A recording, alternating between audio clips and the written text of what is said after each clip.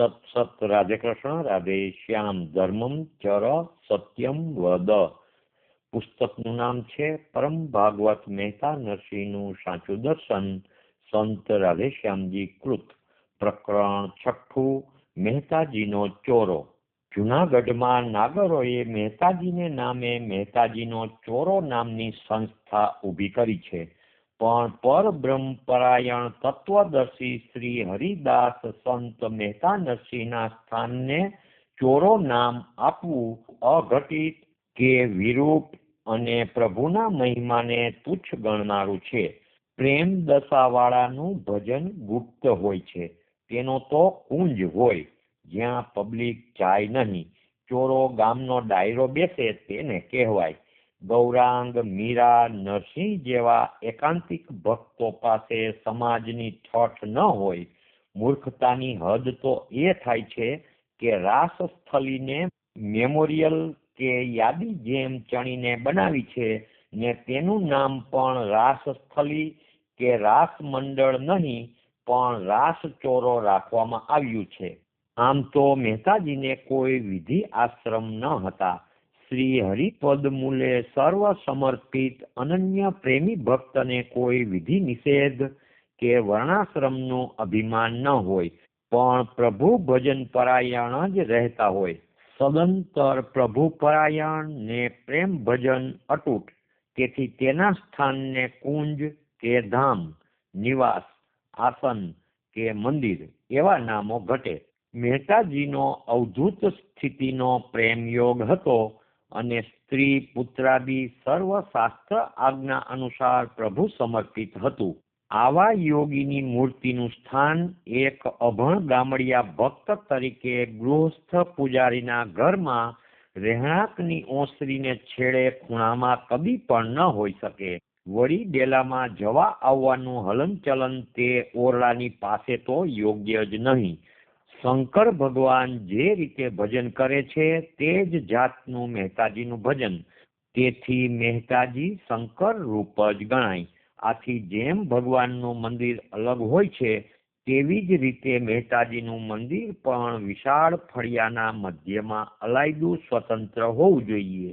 મહેતાજીની અતૂટ પ્રેમ ધારા રૂપ રાધા ભક્તિ, શ્રી હરિથી તાદાત્મ્ય ભાવ, અભેદ જ્ઞાન ને શુદ્ધાતિ શુદ્ધ પ્રેમ ઉપાસના, તેવા લીલા ભક્તનું સ્થાન તો શ્રી કૃષ્ણની ડાબી બાજુએ સરોસર સાથે જ પણ જરા નીચું હોય. શ્રી હરિએ સ્પષ્ટ બતાવ્યું છે. પ્રભુ કહે છે કે મોશે સંત અધિક કરી લેખે. પ્રભુ પોતાના નિજ જનનો મહિમા પોતાથી વધુ કરે છે, ત્યારે મહેતાજીના ધામમાં તેથી ઉલટું નજરે પડે છે. મહેતા ને માધવની જોડ સાથે જ જોઈએ સાયુજ્ય ભાવની ભક્તિ છે. પ્રભુ જે ભાવથી ભજો તે ભાવે સામેથી ભજે છે. જીવ કેવળ નિર્વાસનિક સૂક્ષ્મ અહંકાર રહિત થાય ત્યારે જ સમભાવ, તાદાત્મ્ય ભાવ કે અદ્વૈત સાયુજ્યતાની પ્રાપ્તિ થાય છે. આવા મહેતાજીને પ્રભુથી છેક નીચે આઘું ને જમણી બાજુએ સ્થાન આપવું તે તો પ્રભુને દુભવવા બરોબર છે. જેટલું ખર્ચ બહારના સભા મંડપ ને ઈંગલા મકાનોમાં લોકો કરે છે તે પ્રમાણે નિજ મંદિરની કે મૂર્તિ સ્વરૂપની જરા પણ પરવા નથી રાખતા. મહેતાજી પરમ પ્રેમી સંત હતા, પરમ ભાગવત હતા. તેની મૂર્તિનું ફક્ત ધ્યાન જ કરવાનું હોય અને તેને પવિત્ર રાખવા પૂરતી જ સેવા. તેને છૂટા વસ્ત્રો ઓઢાડવા જોઈએ અને ઉચ્ચ જાતિના આચાર વિચારવાળા તેનો ચરણ સ્પર્શ કરવાના અને ફૂલચંદન માળા ધરાવવાના અધિકારી ગણાય. એવા ભાવિક જનોને આવા પૂજનનો છૂટથી અવકાશ મળવો જોઈએ. હવેલીની રીતભાત અને બંધનો આમાં બિલકુલ વિરૂપ અને અયોગ્ય ગણાય. હવેલીના આચાર્યો મહેતાજી પછી વૈશ્યો ને શૂદ્રો માટે થયા છે અને તેમની સેવાની રીત પણ વૈશ્ય ને કારીગર વર્ગ માટે યોગ્ય છે, નાગરો ને બ્રાહ્મણો માટે નહીં. મહેતાજી ઉપર જેને પ્રેમ હોય તે બધા જ ઉચ્ચ જાતિના નાગર, બ્રાહ્મણ, વૈષ્ણવ આદિ સેવા કરી શકે તેવી છૂટ હોવી જોઈએ, તો જ પ્રેમ ભાવ કેળવાય. મહેતાજીના મંદિરને નોકરિયાત પૂજારી ઉપર કે તેના કબજામાં ન રખાય. સેવા પૂજામાં કોઈ સંપ્રદાય કે વિધિનું બંધન પણ ન હોય. ફક્ત આસન, વસ્ત્રાદિ સ્વચ્છ અને પવિત્ર રહેવા જોઈએ. સભા મંડપમાં મહેતાજીનું સ્થાન હોય તો પ્રેમ કીર્તન, જ્ઞાન ચર્ચા, સ્તુતિ, પાઠ, ધ્યાન, જપ બધું ભાવિક ગૃહસ્થો કરી શકે. દ્વારકામાં ઠાકોરજીના મંદિરમાં બધા ભાવિક જનોને જવાની અને સેવા પૂજાની છૂટ હતી ને બ્રાહ્મણ, ક્ષત્રિય ને વૈશ્યાદિ ચારે વર્ણના પ્રેમથી સેવા પૂજા કરી શકતા. તો પૂજન કરનારના ભાવથી મંદિરમાં ને મૂર્તિમાં દૈવત દેખાતું. આમ પૂજારી બ્રાહ્મણના કબજામાંથી તેમ સાંપ્રદાયિક પૂજનના બંધનમાંથી મહેતાજીની મૂર્તિને મુક્ત કરવામાં આવે તો મહેતાજીનો અને તેના સ્થાનનો મહિમા વધે અને ભાવિક લોકોમાં પ્રેમ ભાવ કેળવાતા દિવ્ય પ્રકાશ પમાય. મહેતાજી પરમ વિરક્ત જ્ઞાની હતા. તેણે તો પોતા પાસે કદી કંઈ જ નહોતું રાખ્યું. તેના મંદિરમાં પૈસા ફેંકાય અને લોકો મૂર્તિ પાસે પૈસા મૂકે તે રિવાજ મહેતાજીના નામને લાંછન લગાડનાર છે. વળી મહેતાજીની મૂર્તિ આગળ પૈસા મુકાય તે પૂજાના વેતન બદલ પૂજારીના. આ રિવાજ તો ઘણો જ હલકો ગણાય, કારણ કે પૂજારીનું ચિત્ત પણ આવનાર પાસેથી પૈસા કઢાવવામાં જ રહે. તેથી પૈસા ન મૂકે તે પરદેશી હળધૂત થાય અને તેને બે ઘડી વિસામો ખાવાની સગવડ, પગ ધોવા કે કોગળા કરવા પાણી પણ ન મળે તેવી સ્થિતિ થવા પામે. આમ ક્યાં પ્રેમી મહેતાજીનો ઉદાર ભાવ અને ક્યાં આ ધન કમાવા માટે વેપારનું સાધન. મૂર્તિને વેપારનું સાધન બનાવવું એ કઈ જાતની સેવા, ઉપાસના કે ભક્તિ? પૈસા લઈને પૂજા કરનારા પૂજારીનું વર્ચસ્વ જ સર્વ અધર્મનું મૂળ છે.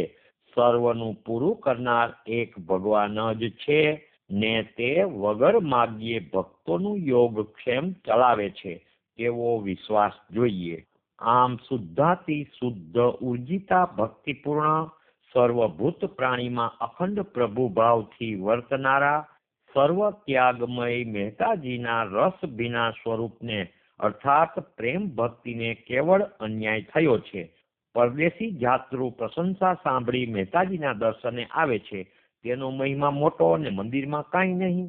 આવા મહાન ભક્તના મંદિરમાં અકિંચન હરિદાસોને તો આવકાર પણ નથી. તેના આસન કે સ્થળનો અતિથિ સત્કાર, આદરભાવ, દિન દુખીને સહાય રૂપ, ખાનદાન જરૂરિયાત વાળા આત્માઓને ગુપ્ત રીતે સહાય રૂપ અર્થાત અદ્વૈત પ્રેમ વાળો હોવો જોઈએ. મહેતાજીના ઉત્સવ કરવામાં આવે છે તે પણ ગેધરિંગ જેવા હોય છે. તેમાં ગમે તેવા અજાણ્યા બહારના માણસ પાસે મહેતાજી સંબંધી વ્યાખ્યાન, ગાયન આદિ કરવામાં આવે છે તે મોટી ભૂલ છે. જેને મહેતાજીની પરાભક્તિનો સ્વપ્ને ખ્યાલ નથી એવા વાણીના પંડિતો કે સાહિત્યકારો ભક્તોને પોતાના અંતઃકરણની દશા પ્રમાણે વર્ણવે તેમાં યથાર્થતા ન હોય. નરસિંહ થયા વિના નરસિંહ મહેતાને ઓળખી ન શકાય. મહેતાજીને સાચી રીતે ભજવા હોય તો તેના જ્ઞાન ને ભક્તિને ભજવા જોઈએ. તેને નામે મોટી ઇમારતો બાંધી મિલકત વસાવવાથી ન ભજાય. તે તો કેવળ વિડંબના એટલે છેતરપિંડી છે જે બાવાઓ જ કરે.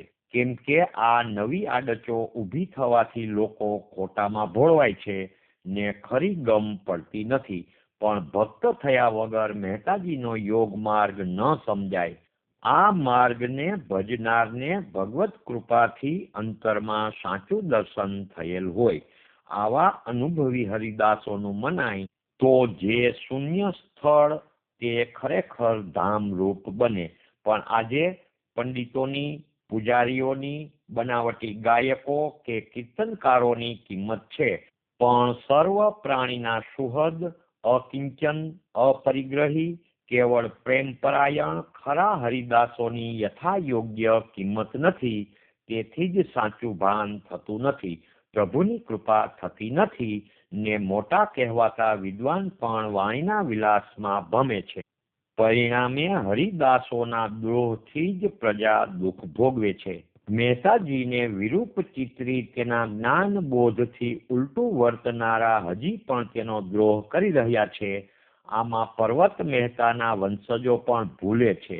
મહેતાજીના સ્થાનના કાર્યવાહકો પોતાની ફરજ જવાબદારી સમજે ને હાલની વસ્તુ સ્થિતિ તેમ સંચાલનમાં ઘટતો ફેરફાર કરે તો જ મહેતાજીના મહિમા ગૌરવનો ખરો ખ્યાલ જન સમાજ પામે ને તો જ મહેતાજીની સાચી સેવા કે ઉપાસના થઈ ગણાય.